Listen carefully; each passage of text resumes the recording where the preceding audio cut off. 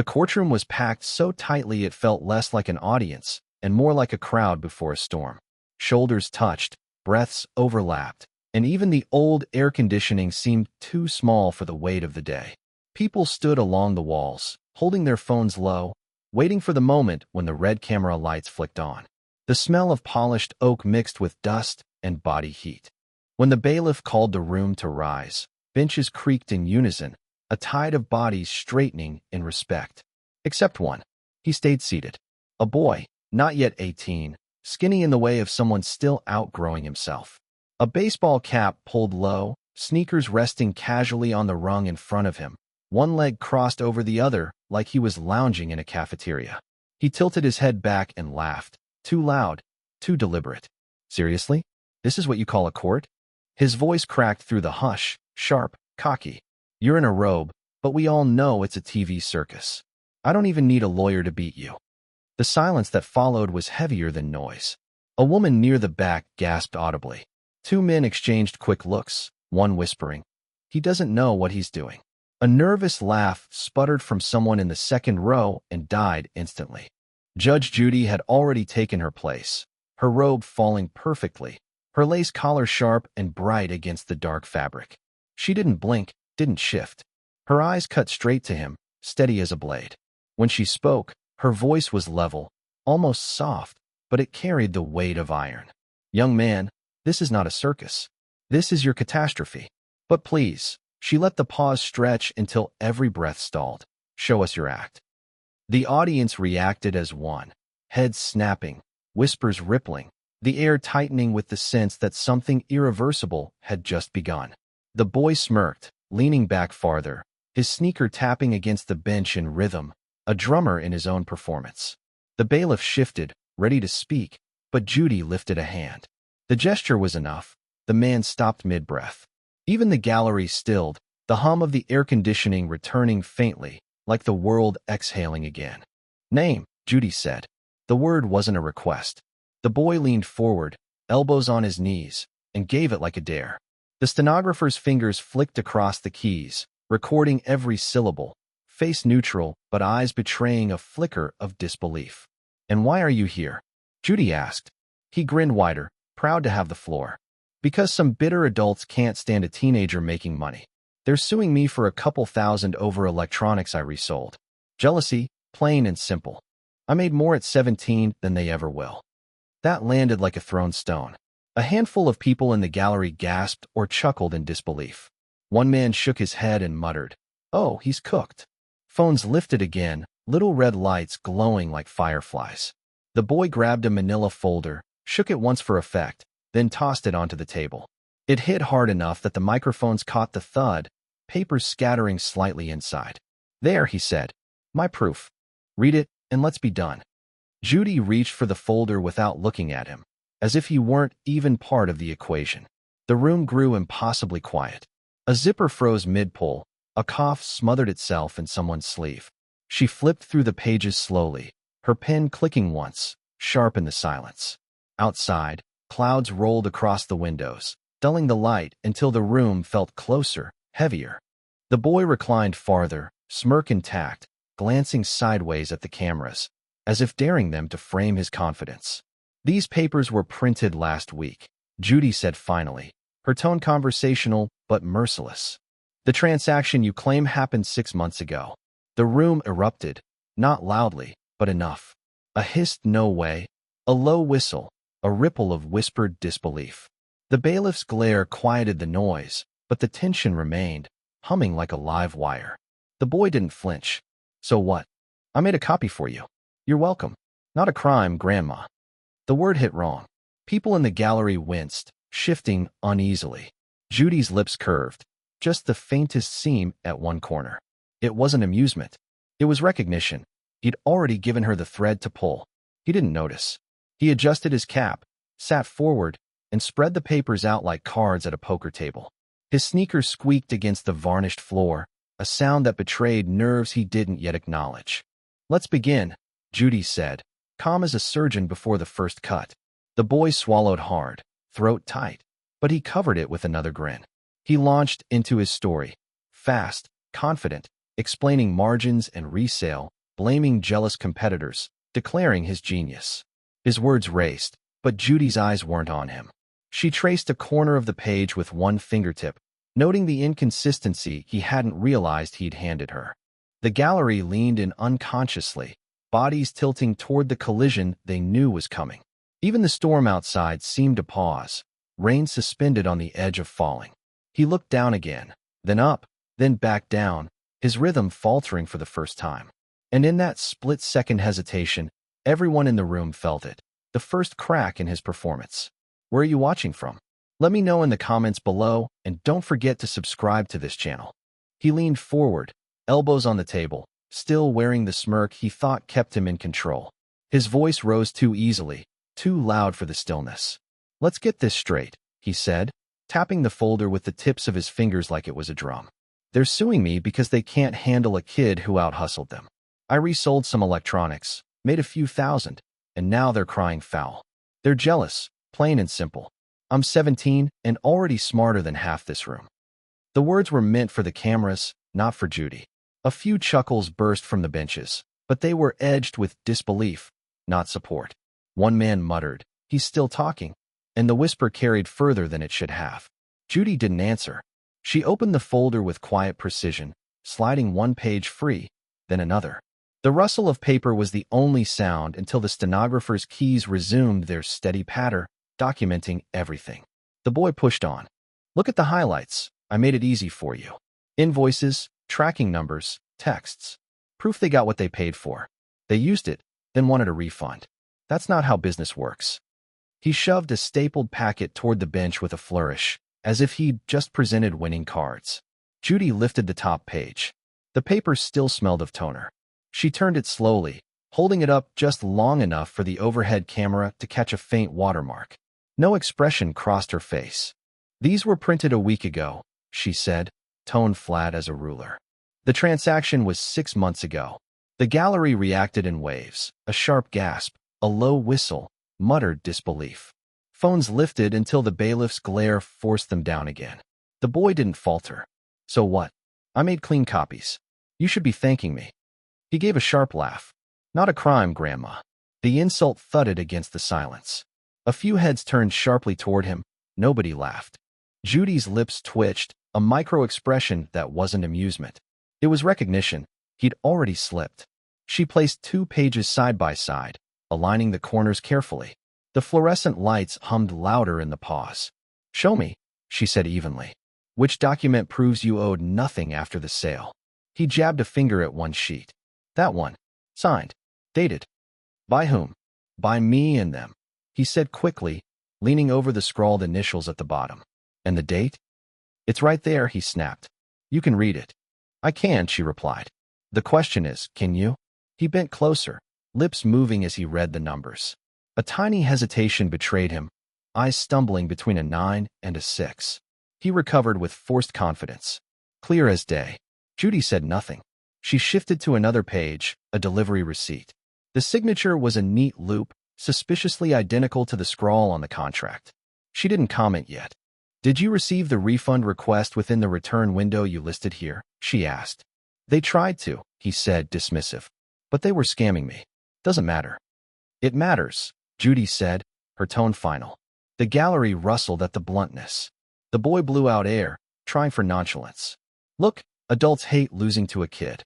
That's all this is." "Adults don't frighten me," Judy replied. "Neither does noise." She slid the receipt under the camera, then the contract. To the gallery, the mismatched typeface in the date field became obvious. The boy didn't notice.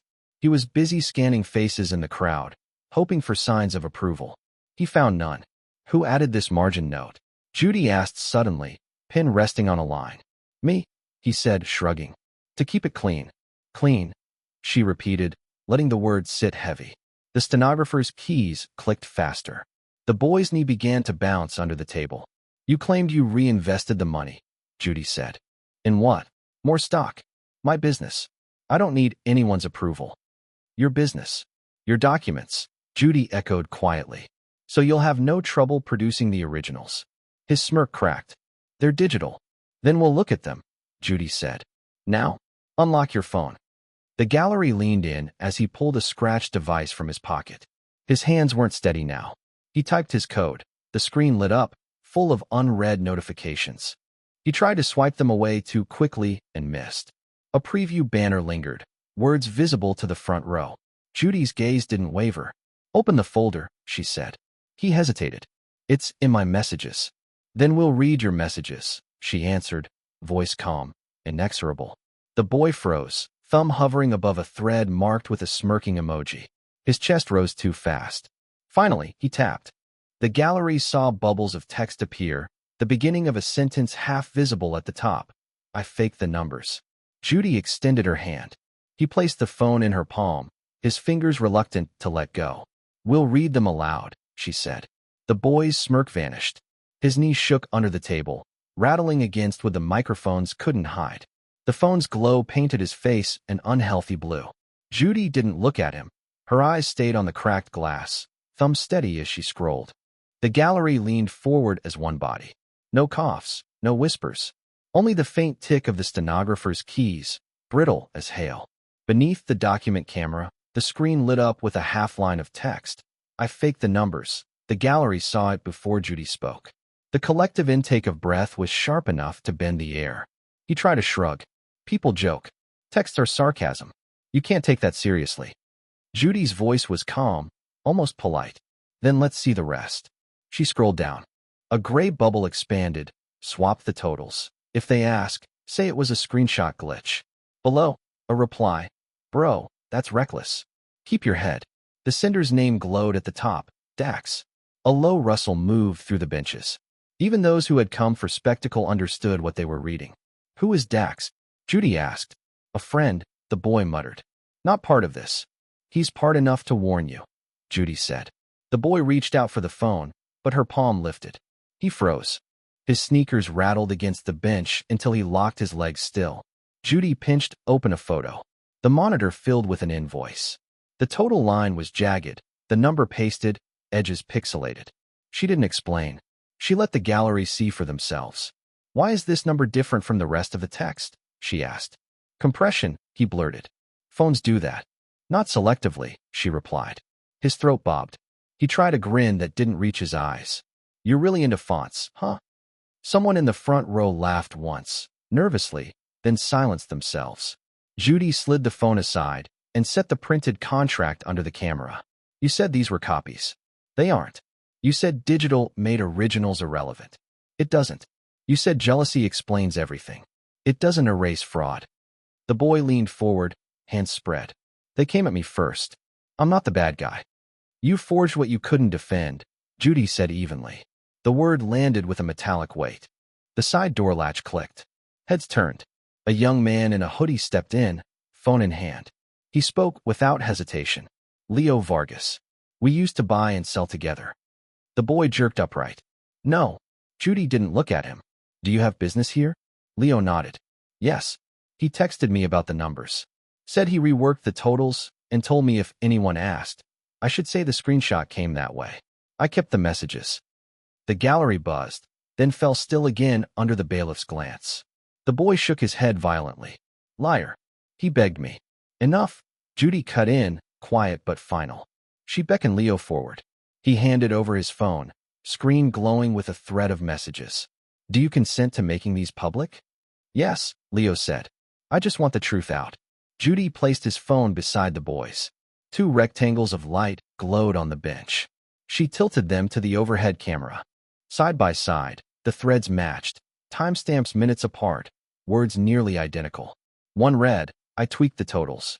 Don't be soft." The other, "Rework the numbers, call it a glitch." The gallery didn't gasp this time. They sat in the kind of silence that feels colder than noise. Outside, thunder rolled faintly, as if keeping score. Judy raised her hand, not to quiet, but to mark the moment. Her voice dipped low, close to a whisper. "I haven't ruled. I'm only reading." She set her finger just under the first incriminating line and turned her gaze to the boy. "We'll read these aloud," she said. The audience's breath synchronized, a single intake. The boy's chest hitched. Leo stared at the floor, steadying himself. The bailiff adjusted his stance, as if counting beats. Judy nodded toward the stenographer. "On the record, she said. The words glowed on the glass, black against white, waiting at the edge of becoming sound. The phone sat under the document camera like an exposed nerve. Judy rested one palm near it, not touching, as if the evidence carried its own heat. The gallery leaned forward, bodies straining without moving, waiting for the line to be spoken aloud. Her voice cut through the silence, calm and sharp. Quoting, "I'll make a fake contract. The old lady won't notice." The room erupted. Laughter burst out in jagged waves, some gasps tangled with it. A few clapped before realizing where they were. Someone near the back shouted, "Oh my God!" The bailiff's arm shot up, palms stiff, and the noise shrank back down, leaving a raw echo of what had just been heard. The boy shoved himself upright. His cap brim trembled with emotion. "It was a joke," he shouted too fast. "Just a joke for my friends. That's all." Judy looked at him for a long beat, her expression unreadable. Then, softly, "You joke where other people lose their money? Interesting." Her hand moved to the folder. She drew out a crisp page, placed it under the camera. The monitor lit with a bank header, columns of numbers in clean black type. She tapped one line with her pen. Funds received, 10:12 a.m. Her finger slid lower. Funds withdrawn, 3:47 p.m. The same day? Not weeks later. Not next month. Immediately. The benches rippled with sound, half gasp, half groan. A man muttered, "Same day," and the words carried further than he knew. Even those who had laughed earlier now leaned back, realizing how thin the boy's defense looked against numbers. He tried to sound firm. "That's normal business. Operational cash flow. You move money around. Everybody does it. Everybody documents it," Judy replied. She lined the bank sheet beside his so-called contract. Under the overhead lens, the mismatch shouted for itself, dates and descriptions that didn't align. He jabbed a finger at the contract. "That's the deal. That's what matters." From somewhere behind him, a voice whispered, "The deal he just called fake."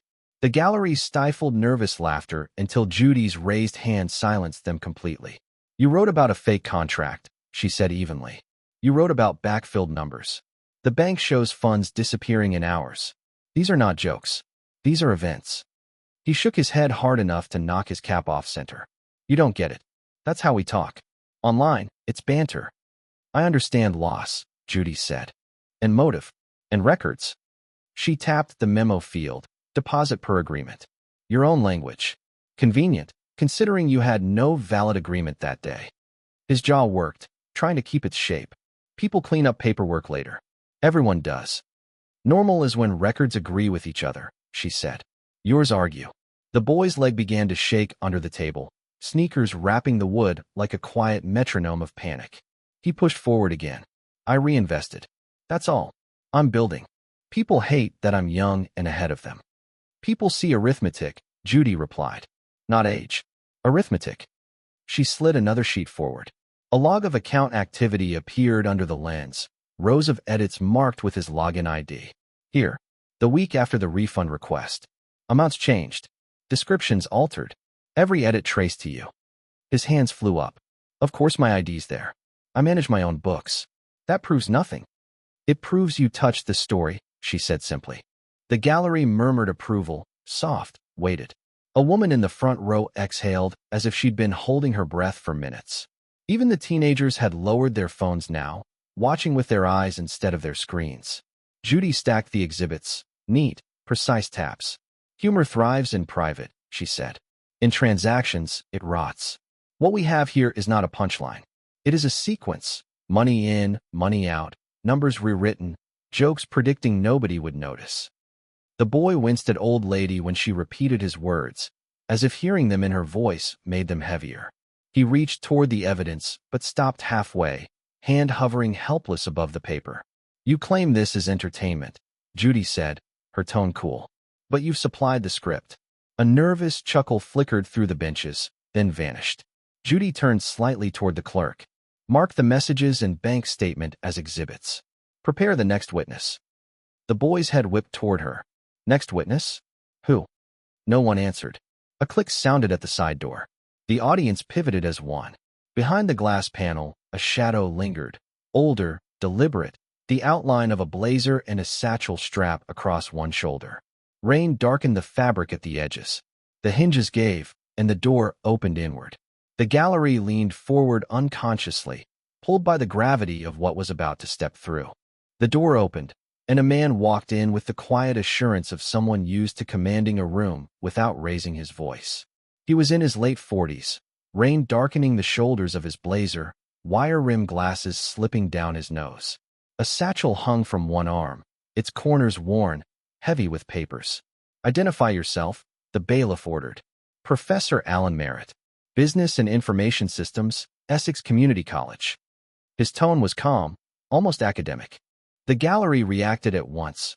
Whispers, a low hum of recognition. Someone muttered, "That's real," as if surprised this wasn't part of the show. Judy gestured to the stand. "Mr. Merritt, please." He raised his hand for the oath, then settled with the posture of a lecturer. From his satchel he pulled a notebook and an envelope. The items looked ordinary, but they carried weight. Judy kept her voice measured.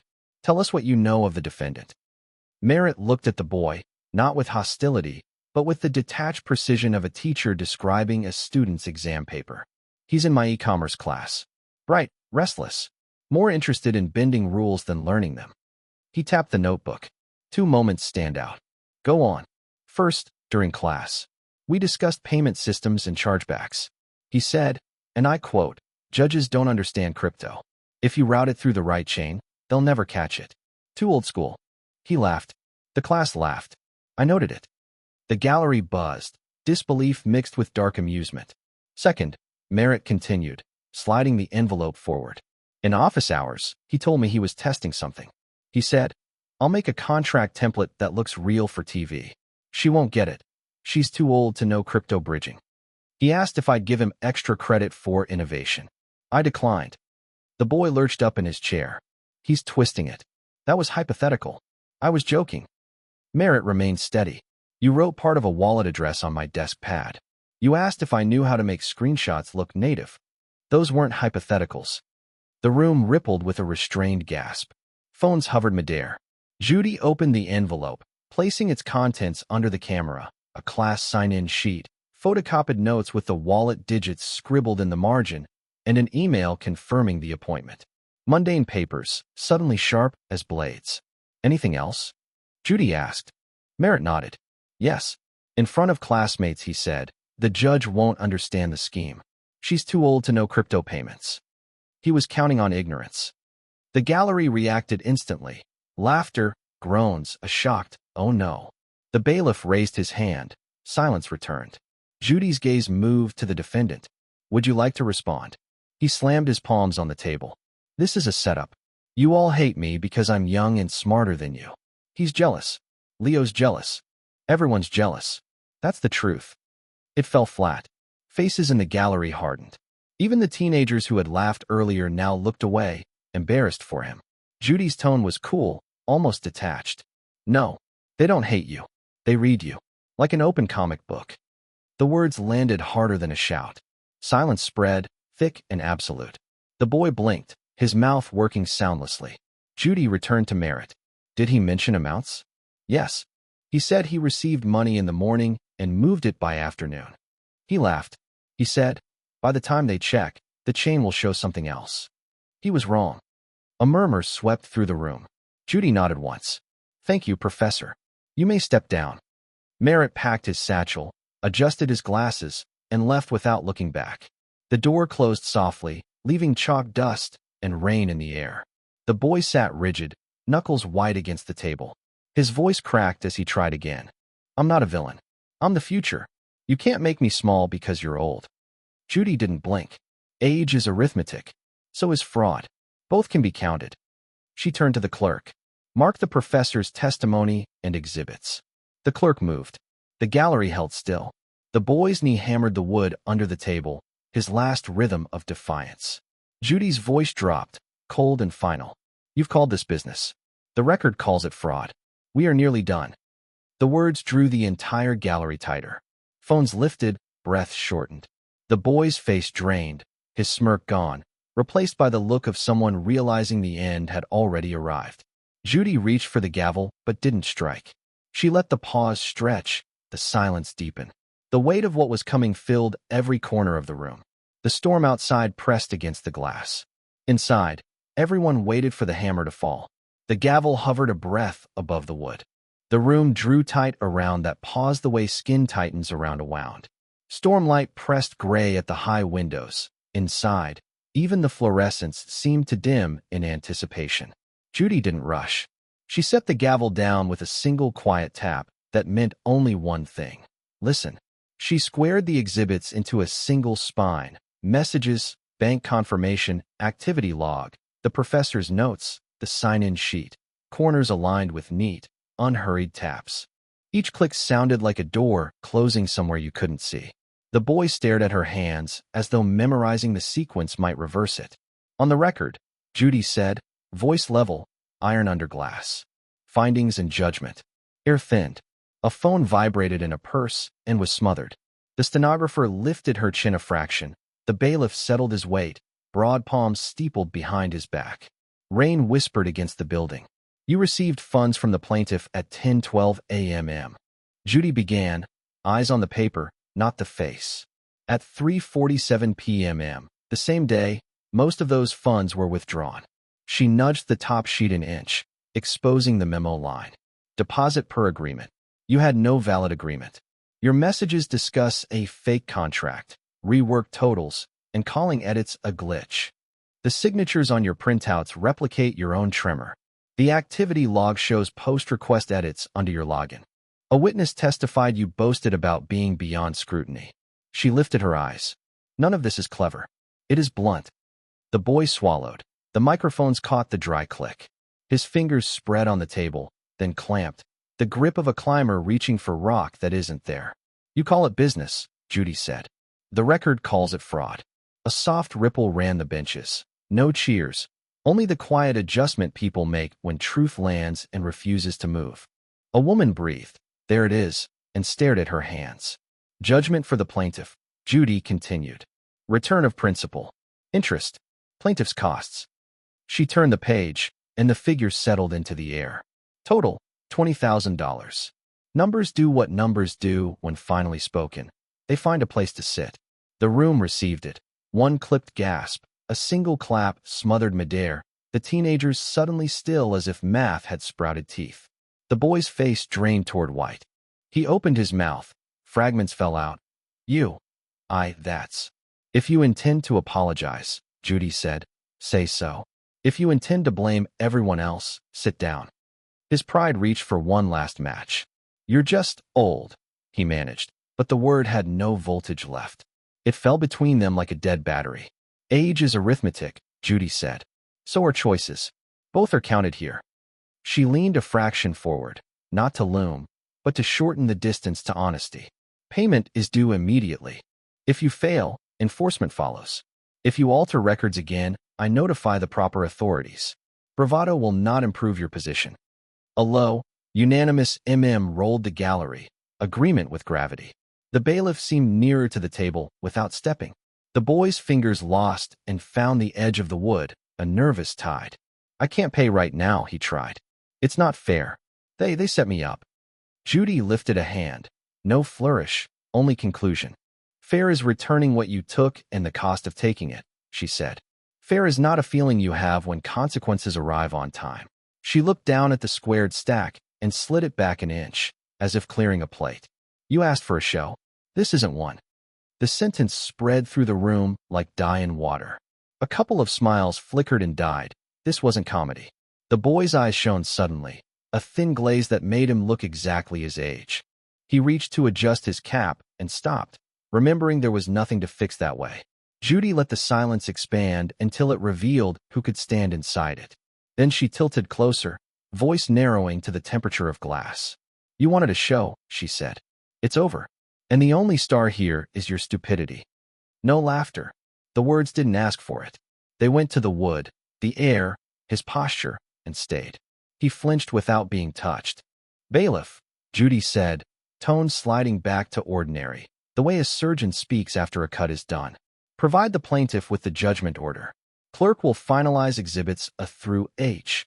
Defendant is excused to arrange immediate payment. Yes, Your Honor. The boy's mouth worked soundlessly, the body's last attempt to produce defense where there was none. He scanned the gallery for a friendly face and found a wall of neutral acceptance. The room that had once fed him a trickle of attention gave him, finally, nothing. Judy lifted the gavel. Breath rose with it. Outside, rain softened to a hush. Inside, light flattened on the bench, on phones, on faces. Court is adjourned. Crack. The strike rang clean and hard, ricocheting off oak and glass, sliding into pockets and memory. Applause began and died under the bailiff's raised hand. What remained was better than noise, the absorbent quiet after a sentence that doesn't need reply. Everything held for a beat. Then life resumed its smaller sounds, a zipper, a chair leg, the scrape of a shoe, a cough rebuked by peppermint. The plaintiff's shoulders lowered as if a decade had loosened its grip. The teenagers traded a look with the new knowledge that stories sometimes stop being stories and go back to being life with bills. The cameras caught the last frame. Judy's eyes steady, the gavel resting, the stack of exhibits squared. The boy's face cracked open by comprehension, pride emptied out, cleverness gone, an outline of what he had imagined himself to be. Screens froze there in 100 tiny rectangles before the red lights winked out. There was no theatrical blackout. Courtrooms don't dim, they conclude. But a heavier quiet settled, the kind that follows work finished correctly. Somewhere, the storm moved east. In the well of the room, the number, 20,000, sat like a weight that would take time to lift. Stand, the bailiff said, and the boy did, because the word carried rails. He gathered his phone with hands that missed the right angle twice, then found it. As he turned, his reflection slid across the black glass of the monitor. A cap, a young jaw, a man's penalty for a man's choice. He hesitated, as if waiting for someone to call cut. No one did. At the bench, Judy closed the folder. A small, final click, the sound of a door meeting its frame.